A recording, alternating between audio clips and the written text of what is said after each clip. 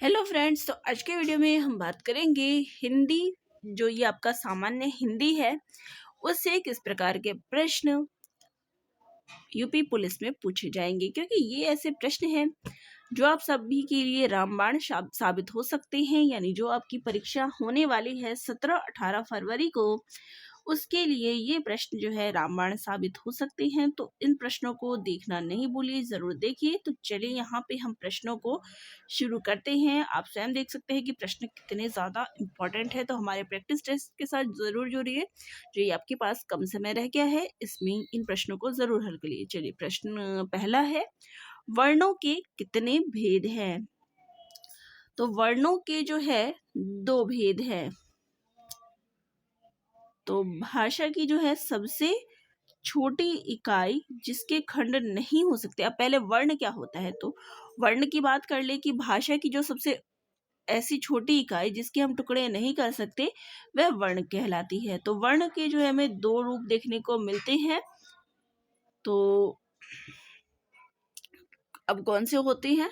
2 रूप तो हमने बता दिए। अब कौन से होते हैं? तो वो होते हैं स्वर और व्यंजन। नेक्स्ट है, निम्नलिखित में से कौन सा स्त्रीलिंग है? अब यहाँ कुछ शब्द दिए गए हैं, इसमें से आपको स्त्रीलिंग बताना है, तो वो है योगिनी। ठीक है, योगिनी जो है वो स्त्रीलिंग शब्द है। चलिए, नेक्स्ट क्वेश्चन है, पुल्लिंग शब्द का चयन कीजिए। तो यहाँ पर नेक्स्ट में आपको पुल्लिंग शब्द चुनना है। तो देखिए, नायिका स्त्रीलिंग है, लेखिका, वधु, ये तीनों क्या है? स्त्रीलिंग है। लेकिन जो धावक है वो क्या शब्द है हमारा? पुल्लिंग। ठीक है, शिक्षक का बहुवचन क्या होगा?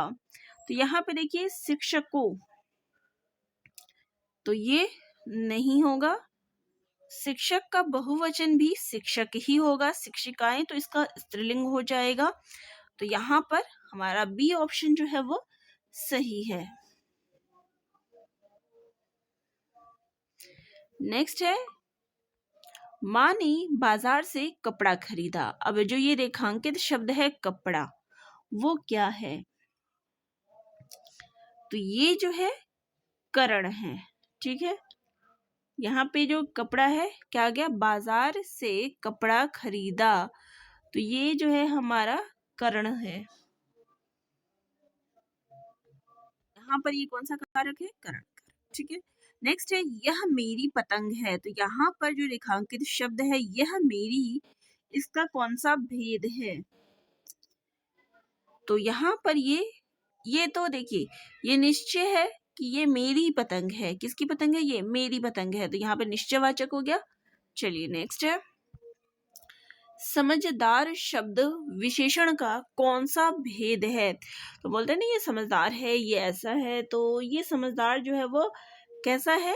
तो व्यक्ति का क्या बता रहा है? ये सर्वनामिक विशेषण नहीं। संख्या, तो कोई संख्या नहीं हो सकती समझदार की, परिणाम भी नहीं हो सकता, लेकिन व्यक्ति का गुण होता है। समझदार होना क्या है? व्यक्ति का गुण है। तो यहाँ पर ये इसका सही आंसर हो गया। नेक्स्ट है, चर्चा शब्द से बना विशेषण है। तो चर्चा शब्द से क्या विशेषण बनेगा? तो यहाँ पे चर्चा शब्द से जो विशेषण बनेगा वो है चर्चित। ये चर्चित व्यक्ति है। ठीक है, चर्चाएं तो कह नहीं सकते कि चर्चाएं चल रही है, नहीं, विशेषता बतानी है तो वो चर्चित हो जाएगा। चलिए, धातु कहते हैं। तो धातु कहते हैं, तो धातु किसको कहते हैं? तो क्रिया के मूल रूप को धातु कहते हैं। ठीक है, अब जैसे कि क्रिया हो गया, तो क्रिया क्या हो गया? लिख, पढ़, जा, खा। अब ये जो दिए ना शब्द हो गया हमारा, क्या हो गया? लिखना, पढ़ना, सोना। सोना तो अलग ही हो गया। चलिए, अभी जाना, तो अब यहाँ जो ये शब्द आ रहा है लिख, पढ़, जा, ये सारा क्या हो रहा है? ये सारा जो है हमारा धातु है। ठीक है, चलिए, नेक्स्ट है, भूतकाल के कितने भेद हैं? तो भूतकाल के कितने भेद हैं? तो वो है 6 भेद हैं। भूतकाल के कितने भेद हो गए? 6 भेद हो गए। कौन से 6 भेद है? तो देखिए, सामान्य हो गया, आसन्न, एक हो गया अपूर्ण। अब अपूर्ण है तो उसका पूर्ण भी हो जाएगा। फिर हो गया संदिग्ध भी हो गया, भाई सामान्य है तो संदिग्ध भी होगा। फिर उसके बाद हेतु हेतु मद भूतकाल, हेतु मद भूतकाल। ठीक है, ये जो है इसके 6 भेद हैं। ठीक है, चलिए नेक्स्ट है तद्भव शब्द बने हैं। तो ये जो तद्भव शब्द है वो किससे बना है? तो तद्भव शब्द जो है वो किससे बना है? तो जो सब शब्द जो है संस्कृत से आए और यहाँ पर उसका शब्द परिवर्तन हो गया, उसमें बदलाव आ गए, उसको हम जो है तद्भव कहते हैं। तो संस्कृत शब्दों में कुछ बदलाव से, उर्दू नहीं, विदेशी नहीं, हिंदी के मूल शब्दों से नहीं, ये संस्कृत के जो शब्द आए थे उसमें जो बदलाव हुआ वो तद्भव कहलाए। तत्सम जो डायरेक्ट संस्कृत के थे, संस्कृत से वापस इसी में डायरेक्ट ले लिए गए, लेकिन तद्भव में इसमें बदलाव आ गया। चलिए तत्सम शब्द जो है यहाँ पर पहचानना है। कान नहीं, मोर नहीं, बंदर नहीं, लेकिन जो निंद्रा है वो शब्द जो है, देखिए हम इसका तद्भव क्या कहेंगे? नींद कहेंगे, लेकिन जो तत्सम हो गया वो हो गया निंद्रा। नेक्स्ट पे आते हैं पर्यायी शब्दों का कौन सा समूह सही नहीं है? अब यहाँ पर कुछ पर्याय दिए गए हैं, उसमें से कौन सा सही नहीं है? देखिए पाठशाला, विद्यालय, स्कूल, तीनों का एक ही मतलब है। चलिए ठीक है, नारी, महिला, औरत सही है। आग, अग्नि, अनल ये भी सही है।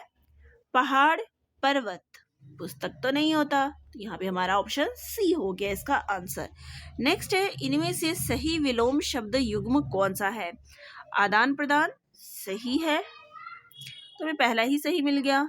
आदान निदान, प्रदान विदान, आदान समाधान ये तीनों गलत है, हमारा पहला ही इसका सही आंसर है। चलिए नेक्स्ट है और शब्द के अनेकार्थिक शब्द समूह का चयन कीजिए। तो ये जो आप और शब्द बोलते हैं ना, तो और का इसका तात्पर्य क्या हो जाएगा?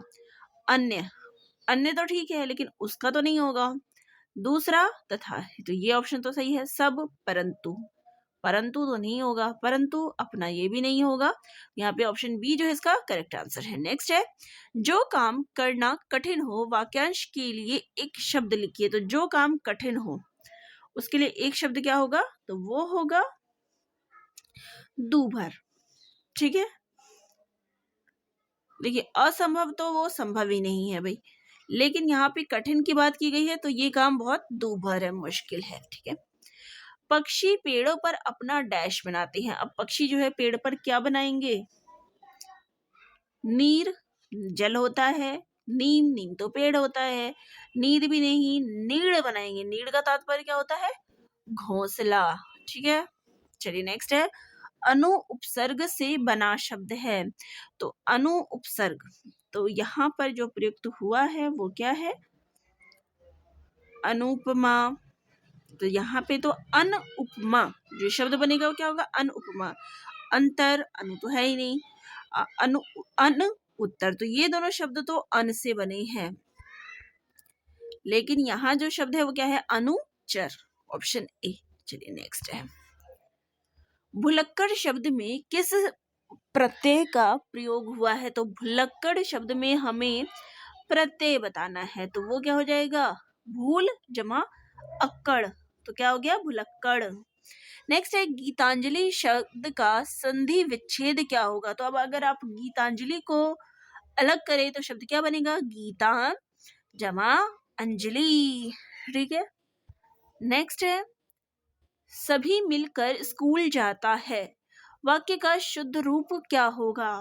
तो सभी मिलकर स्कूल जाता है, सभी साथ स्कूल जाते हैं। सभी मिलकर स्कूल गए, गए की तो बात ही नहीं हो रही, सभी मिलकर साथ स्कूल जाते हैं।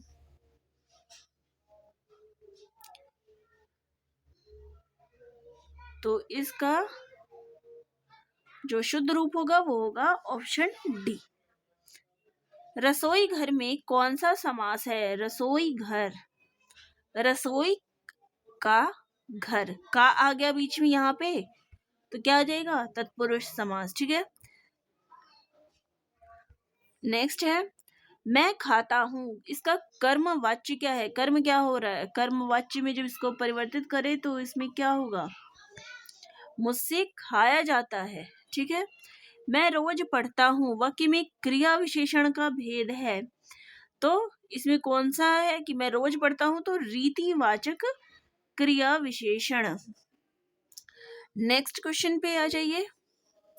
निम्न में से योजक चिन्ह है, तो योजक चिन्ह क्या काम करता है, दो को जोड़ने के लिए प्रयुक्त होता है।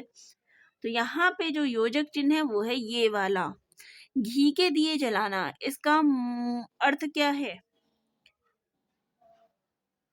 तो देखिए रोशनी करना, खुशी मनाना, प्रसन्न होना और घी लाना। तो यहाँ पे क्या है, खुशी मनाना, कि राम जी के अयोध्या लौटने पे अयोध्या वासियों ने घी के दिए जलाए, खुशियां मनाई थी।